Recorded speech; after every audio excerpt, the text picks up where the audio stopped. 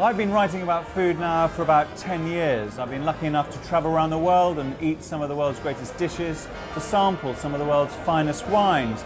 But for me, food is all about entertaining.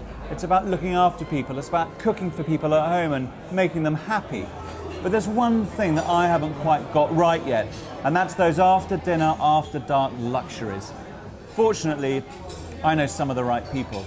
Experts who are going to help advise me about the finest cigars and the greatest after-dinner drinks. In this programme, I'm going to go on a journey to discover the ultimate in after-dinner luxuries and to hear first-hand from some of London's, indeed the world's, most knowledgeable and respected authorities, who I hope will advise and help me to find the greatest cigar, the most wonderful cocktails, and the finest bottle of port. All of which together, I'm hoping, will make the perfect end to a memorable evening with friends and family. And with luck, I'm going to be able to sample some of these incredible pleasures. Now, my journey begins here at Quo Vadis. It's one of Britain's oldest restaurants, founded in 1926, and it's here that I'm hoping to try out some wonderful cocktails. Now, when the Italian immigrant Peppino Leone opened Quo Vadis, which was once the home of Karl Marx, he had just 7 tables. But over the years it's grown, it's had owners such as Marco Pierre White, and today it's one of London's most fashionable establishments. Now I'm here to meet Eddie Hart, one of the new owners, and he's going to talk me through some of his favourite cocktails. So tell me, Eddie, how did you come to be a part of the Quo Vadis history? My brother Sam and I have got 2 other restaurants in London, one on Frith Street around the corner and the other one just off Charlotte Street. We constantly walked past Quo Vadis and, would look in and, on a Friday night at 8 o'clock there was, a table of 3, with fabulous stained glass windows, and we felt that somebody needed to do something with it. So we ended up with Quo Vadis by mistake. I have to say that I'm often bamboozled by huge cocktail menus. You walk into a bar, tell me, what should I order? We've got quite a concise list here, and that's, kind of intentional. We feel exactly the same. You walk into a cocktail bar and there's, 40 pages of cocktails. I can't be bothered with all of that. For you, what's the secret of a great cocktail? What's the important thing you need to bear in mind? There is an importance of exacting measures, when building cocktails. But actually, if you can taste a cocktail and you know it needs a little bit more lemon, it needs a bit more lime, less sugar, more sugar, a bit more kind of bitterness to it. I think that ability to taste really is one of the key ingredients to a good cocktail. And also not trying to develop new cocktails for the sake of doing something different. I love the classic cocktails. They are classic for a reason, and that tends to be that they were well made and well designed back in the day. The first cocktail we're going to talk about is the Quo Vadis Aperitivo. That was a cocktail that we asked our bar team to create here. The idea was rather like if you go to Harry's Bar in Venice, you would either have a Bellini probably or a martini, both of which are kind of synonymous with Harry's Bar. So we wanted to create an aperitif cocktail that was synonymous with Quo Vadis. So what's actually in it? We've got Campari, fresh clementine juice, lemon juice, some sugar syrup, and topped up with cava. Or cava or any champagne you've got hanging around in the fridge. Wow, I mean, that is incredibly... It's got a mixture of sort of fruitiness and it's very dry as well. Incredible. So, Eddie, for the record, the exact measurements in this drink are what? 1 part sugar, 1 part lemon, 2 parts fresh clementine juice, 2 parts Campari. And so that's quite an easy drink you can actually make at home. Very easy, but I had my mother shaking these at Christmas. Second drink? An old-fashioned, right, which is arguably the first cocktail ever created. It wasn't called an old-fashioned originally, but in fact, kind of some years after they started making this drink, when it became old-fashioned. People then ordered it by saying, "Can I have that old-fashioned cocktail?" But it's a very simple drink: bourbon, bitters, sugar, and water. Where and when was it invented? It was invented in Louisville at the Pendennis Club, and it was about 1880s. Right, in Kentucky, is that? In Kentucky. And it's a very beautiful drink, but tell me, what's the secret of actually getting it right? The absolute secret with the old-fashioned is dilution with water. That's the absolute kind of crunch. Ah, that's quite strong. And that's quite a late night drink, isn't it? That's certainly a late night drink. Let me have a go on that. That's fantastic. A little bit disappointed. No umbrella. I'm sorry to disappoint. Umbrellas. I think there's moments for umbrellas. You know, I think if you're on the beach in the Caribbean, you know, and you're drinking pina colada. Not that I'd be caught drinking pina colada, but if you were, then I think an umbrella is perfect. But I think we can leave the umbrellas out in London. Well, thanks very much, Eddie. Now, I reckon I could probably spend most of the evening sitting here sipping cocktails, and I probably will. But a little bit earlier, I went out to discover some other great after-dark luxuries. But I'll be back at Quo Vadis later to sample what is possibly the greatest cocktail of them all, the martini. The next leg of my journey takes me to St James, in the heart of London, where I'm going to start by looking for a perfect after-dinner cigar. Now, sales of cigars are up massively around the world. There are celebrity cigar parties, there are cigar magazines. And here, in St James's Street in London, is one of the capital's oldest and best cigar shops. And it's through these hallowed doors that on the 9th of August 1900, one of the world's most famous cigar smokers walked in and opened his first account. Of course, that man was Winston Churchill, who reputedly puffed his way through about 10 cigars a day. And the shop is James J. Fox and Robert Lewis. Now, today, Cuba exports over 150 million cigars a year, and it's a global industry worth 3.8 billion euros. Now, you know, one of the first things you notice when you walk into this amazing room is this incredible aroma. That and the fact that around me are literally thousands of some of the world's greatest cigars.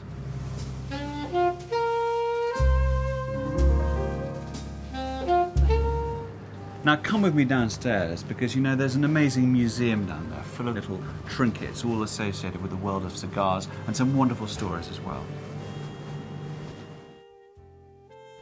Well, here I am in the great man's chair. There's only one thing missing, and that's for me to actually have a cigar. But before I do that, I'm going to nip up St James's Street and walk into Davidoff, another wonderful cigar shop, and I'm going to meet Edward Sahakian, one of the world's greatest cigar experts. I have to admit that I'm particularly excited about meeting Edward Sahakian, who opened Davidoff of London 28 years ago. What he doesn't know about cigars simply isn't worth knowing. Good evening, Julia. Nice to see you. Well, what an amazing shop. Can you show me around? With greatest of pleasure. Let's start from the cigar room, right at the back. Okay.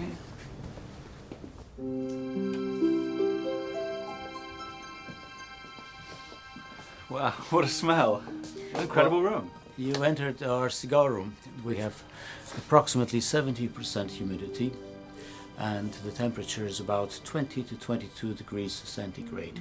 What is it about a cigar that demands that sort of humidity and that temperature? At that temperature and at that humidity, the leaves continue the process of fermentation. Okay. And they mature, they ferment very much like wine. And obviously, the longer you keep a cigar under these conditions, it will only get better and more valuable. And I notice here a little sign saying fine, rare, vintage Havana cigars. Is this the sort of, you know, the creme de la creme of cigars? Are these very expensive? They are. This is my little treasures here. Okay. These are cigars where you can't find any more in shops. There are some beautiful cigars. They are all matured. They have a good 10, 15, some of them 20 years age on them. They are expensive, but really they're not expensive because when you're smoking a cigar which you enjoy, you can't put value on it. And what sort of people are coming into this shop? When I opened the shop 28 years ago, the average age was 50 plus, and now it has come down to the mid-30s. Right. It's probably a good sign because people are enjoying the good things in life at a younger age now. Now, most people think of cigars as Cuban, but I mean, obviously there are other countries that are supplying cigars. Absolutely. There is the Dominican Republic. They export in the region of 325 million cigars a year, whereas from Cuba at the moment their export is no more than 150 million cigars. Tobacco and cigars coming out from Dominican Republic are generally considered much lighter, milder, easier to smoke. With the Cuban tobacco, I'm talking about the finest of their production, like the Cohibas. Flavor of the cigar is full flavor, strong, powerful, and definitely it's for a cigar smoker with experience. What is it about Cohiba? Why have they become so successful? Cohiba brand is a very recent brand. It was made popular by this cigar, the Cohiba Lancero, which is allegedly the cigar that Castro used to smoke for years. Of course, then it didn't have the band on it. And it's made from the finest of the tobacco coming out of Cuba. The first round of selection of tobacco always goes to the Cohiba factory. I know it's a lot of money to pay just under £1,000 for a box, but to pay £40 for one good cigar and share it, possibly with one or two friends in the evening, it's a wonderful experience. Now, we've been talking about cigars for quite a long time now, and I feel I'm just about in reach of one. What can you recommend if I was going to have a smoke now with you? As we haven't had anything substantial to eat, possibly to go for a Cohiba Corona Special.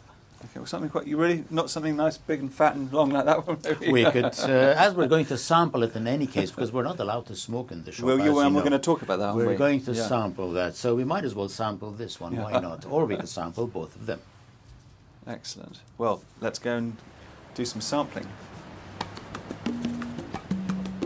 Now, Edward, before we actually finally light up a cigar, and I can't wait, if I'm not mistaken, there is a smoking ban currently in place in the UK.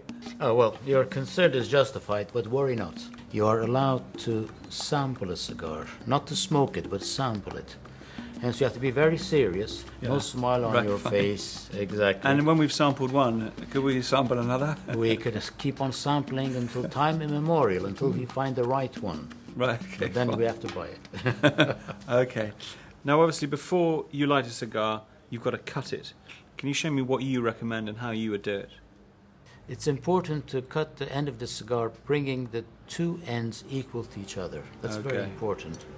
And hence, you could see I'm going to cut it right where the curve starts. So, do you use a lighter or can you use a match? Ideally, matches, wooden matches, without any sulfur on it. But whatever you do, please don't ever use a petrol lighter lighting a cigar. So let's think about a wonderful dinner, some great port. What should the cigar be to complement that? For the regular smoker, I'd strongly suggest a Cohiba Double Corona Limited Edition. And for an occasional smoker to join into the crowd, possibly a Davidoff Millennium Churchill, which is a large cigar. It will keep up with the rest of the boys, but it doesn't have all that powerhouse. It's much smoother, easier to enjoy. Now, Edward, we've heard you give wonderful advice about what I should be able to smoke, your customers can smoke, but what about the main man? What do you like to smoke, and what's your perfect cigar? Hoya de Monterey Double Corona cigar from a cabinet selection. Okay. And that'll last you well into the night? That will last me well into the night. It will take me a good 2 hours to enjoy, hopefully. Excellent. Edward, I'm quite interested in buying a humidor. I see there's one here with Fidel Castro's name scrawled on the inside of the lid. Tell me about this box and where does this come from? Well, this is made for the 30th anniversary of the Cohiba. And this box should put you back probably around £35,000. Okay. And how did you come across it? How did you get Fidel to sign it? Well, Fidel had signed it and it was auctioned for a children's charity in Cuba, and I was very fortunate to be able to be the lucky winner of that. Another scrawl by Fidel, I assume. Yes, what have we got another special box of 50 cigars. The box itself is worth a lot because, again, it has the signature of Fidel Castro and dated October 10th, 1994. Well, Edward, thank you very much for showing me around this wonderful shop. It's been a pleasure, William. And the last piece of advice, always remember, when you're smoking a cigar, you're smoking an instrument of pleasure. Enjoy it. Wonderful. I will. Thank you.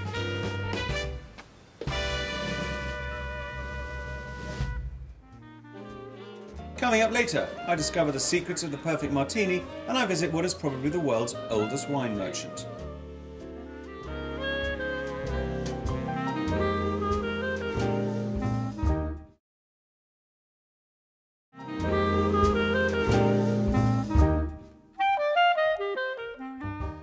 So far, my journey to find the ultimate after dark luxuries has taken me to Soho in London and to the exclusive St James's Street, where I discovered my perfect cigar. Later on in the programme, I want to find and taste one of the greatest vintage ports. However, now I want to learn about what is probably the world's most famous cocktail, the martini. So I'm back at Quo Vadis in Soho. Actually, that's not true. I've been here all the time. I'm here at Quo Vadis with bar manager extraordinaire Paul Mant. Now, tell me, Paul, we're going to talk about martinis, but the first question, shaken or stirred, what's your view? Always stirred. If it's shaken, it's actually termed as a Bradford, so it's an entirely different drink. Okay, very interesting. Can we trace back the history of the martini when it was first shaken or stirred? Well, the most popular explanation is that it's a derivative of a drink called a Martinez, which is effectively a gin Manhattan, dating back to the late 1880s. That obviously began with gin, but there is a trend that some people who drink alcohol don't like the taste of it and therefore go to something with a slightly lower flavour profile, such as vodka. Just take me through the essential ingredients in a vodka or a gin martini. It's very, very simple. It'll either be vodka or gin, as you say, Yeah. water through dilution and stirring, and vermouth. And then a garnish, which could be either a lemon twist, olives, or nothing at all, or both. What's first up then? First up is water. In this day and age of social responsibility. So which martini are you going to make for me now? We're going to start with gin martini, dry martini served wet, what we call wet. So it'd be more vermouth. So we're going to serve it 3 parts gin to 1 part vermouth, which will be 15 mils of vermouth that we were talking about earlier. And this vermouth is Noilly Prat, which is this amazing French concoction of different wines and herbs and spices and so on. Two different wines, Picpoul and Claret. Go through an extremely complicated aging process. And as Eddie was saying to you earlier, we're going to be using beefeater gin, as you know. Now, there's a lot of debate as to whether how many times you stir a martini, and there's quite an influential bartender, a Soho man himself called Dick Bradsell, who was asked in an interview how many times to stir a martini, and Dick's answer was, I'm not fussy, not at all, but 19 and a half. So Paul, while you're stirring, let's just go over those measurements one more time, very important. As I said, it's a 3 to 1 martini, so nice and easy to remember. 1 part vermouth and 3 parts gin. So I've used 15 mils of Noilly Prat to 45 mils of beefeater gin. And then the rest is kind of suck it and see as you Well, yeah, we're going to taste it as we go along, make sure that it's, first of all, cold enough, which is the most important thing when it comes to martinis, and the right amount of dilution. It's going to need a little bit more of a stir. So just a bit too strong so far, yeah? Yeah. So we're going to strain this off into one of our martini glasses. So it's a frozen glass with a frozen strainer, room temperature gin, and double frozen ice. Okay? Just going to strain that off so as to keep the ice out of the drink. It's going to come up to just the right level. On a normal martini, a very dry martini, I would prefer a twist, but this one works particularly well with olives in brine. And that's it, yeah? That's it. That's your 3 to 1. I'll have the drink first. Thanks, Paul. My pleasure.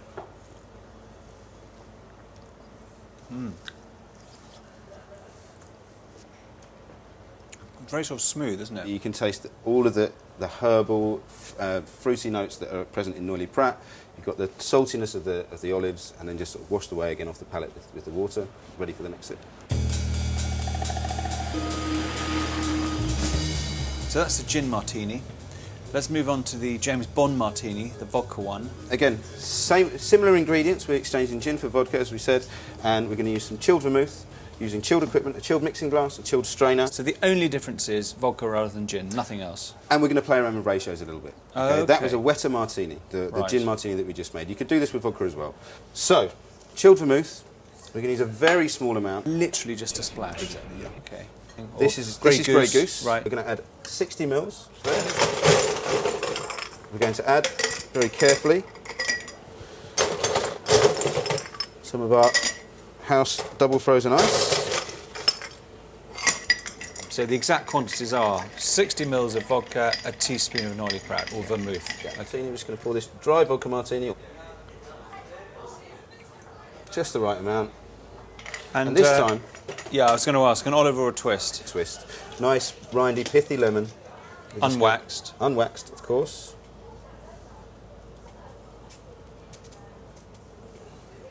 And then we're going to take from here and we're just going to spray. I don't know if you just want to come close and see this. If I just did you see those oils just hitting the surface of the drink there? I'm just going to rim the glass with that.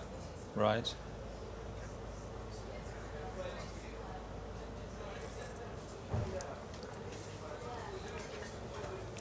Wow. Well, thank you very much, Paul. Fantastic there. A masterclass from the bar manager here at Quo Vadis on how to make the perfect martini. But from the first of the evening drinks to the last, port.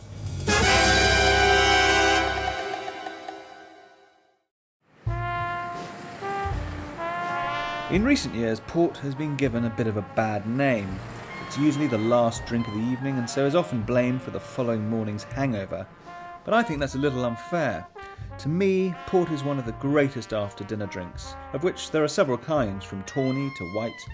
But of course, the best is vintage, and I want to find a bottle of the very finest.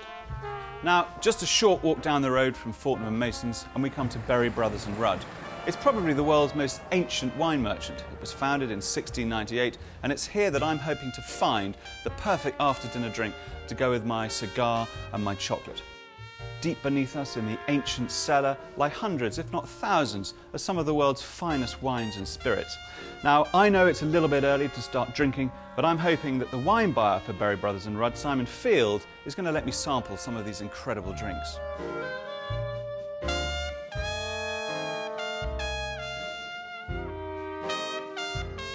Well, Simon, thank you very much for allowing us into these hallowed vaults. Great pleasure. Deep beneath the ground in St James's.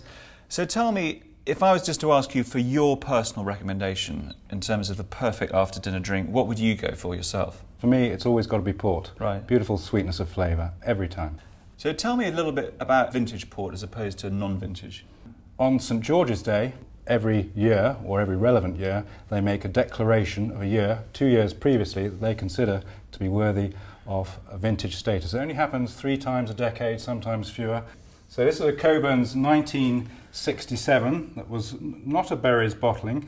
66 was the generally declared year in port. Coburn's decided to wait till 67. It's a bit like comparing Chateau Margaux 83 with 82. A lot of people wondered why Chateau Margaux 83 has such a good reputation. If you taste it, you know why.